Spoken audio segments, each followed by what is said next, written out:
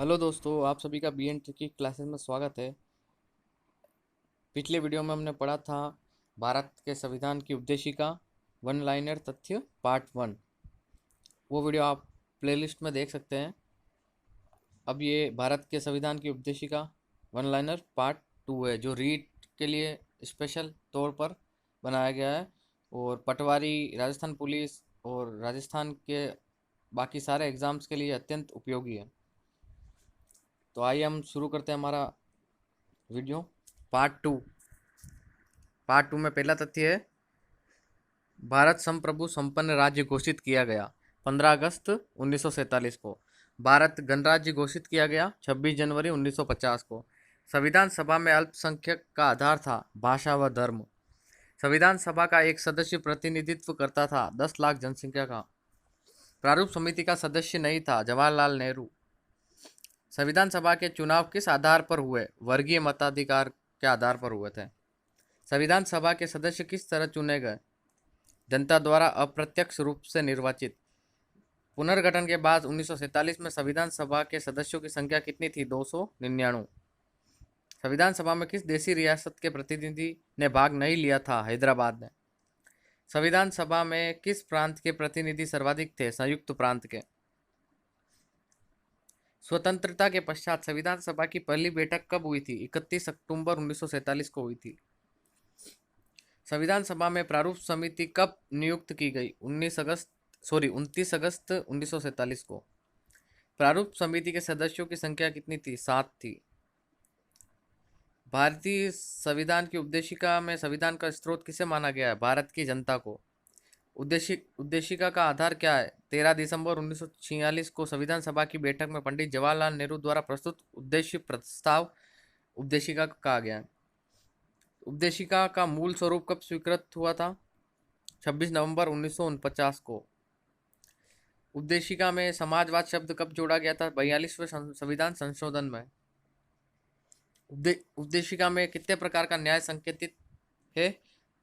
तीन प्रकार के, सामाजिक, आर्थिक और राजनीतिक। उद्देशिका संविधान की आत्मा, यह कथन किसका है? उच्चतम न्यायालय का। 42वें संविधान संशोधन अधिनियम द्वारा उद्देशिका में कौन से शब्द जोड़े गए थे? समाजवादी, पंथ निरपेक्ष और अखंडता को जोड़ा गया था। पंथ निरपेक्ष राज्य का क्या अर्थ है? राज्य विभिन्न धर्मों में से किसी एक के साथ पक्षपात न करे, यह पंथ निरपेक्ष राज्य का अर्थ है। कौन सा उद्देश्य भारत के संविधान की उद्देशिका में शामिल नहीं है? आर्थिक स्वतंत्रता नहीं है। संविधान की प्रस्तावना पर प्रभाव देखा जा सकता है फ्रांसीसी क्रांति का।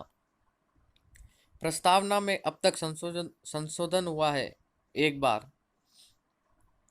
भारतीय संविधान की प्रस्तावना पर किस क्रांति का प्रभाव नहीं झलकता? चीन की क्रांति का 1912 में हुई थी। 42वें संविधान संशोधन द्वारा प्रस्तावना में किन शब्दों को नहीं जोड़ा गया? गुटनिरपेक्ष हो, पंथ निरपेक्ष, समाजवादी और अखंडता को जोड़ा गया है, गुटनिरपेक्ष को नहीं जोड़ा गया। संविधान के अनुसार भारत क्या है? राज्यों का संघ है। भारत में किस प्रकार की शासन व्यवस्था अपनाई गई है? संसदात्मक। भारत के संविधान के कुल कितने भाग है? 22। भारत के संविधान में कुल कितने अनुच्छेद है? 395 अनुच्छेद है। भारत के संविधान में कुल कितनी अनुसूचियां हैं? 12।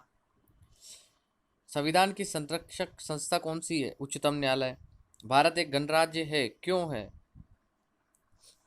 भारत को गणराज्य क्यों कहा गया है? क्योंकि यहाँ राज्य का सर्वोच्च अधिकारी जनता द्वारा अप्रत्यक्ष रूप से निर्वाचित होता है, इसलिए इसको गणराज्य कहा गया है। हमारा अगला तथ्य है, भारत एक गणतंत्र है, इसका अर्थ क्या है? भारत में वंशानुगत शासन नहीं है, इसलिए यह एक गणतंत्र है। वर्तमान संविधान पर सर्वाधिक प्रभाव है। वर्तमान संविधान पर सर्वाधिक प्रभाव कौन से एक्ट का? 1935 एक्ट का। भारतीय संविधान की विशेषता नहीं है धर्म सापेक्षता। संविधान में प्रावधान नहीं है संघीय न्यायपालिका का।